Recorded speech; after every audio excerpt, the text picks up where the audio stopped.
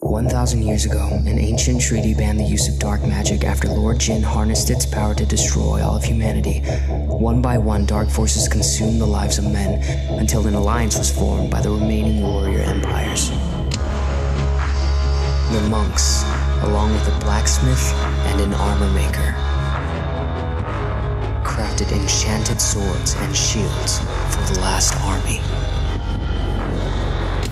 After the greatest battle the world has ever known, they were victorious. Protected by dark magic, Lord Jinn could not be killed. He was instead imprisoned in an iron suit, sealed by the monk's magic. But now the seal has been broken.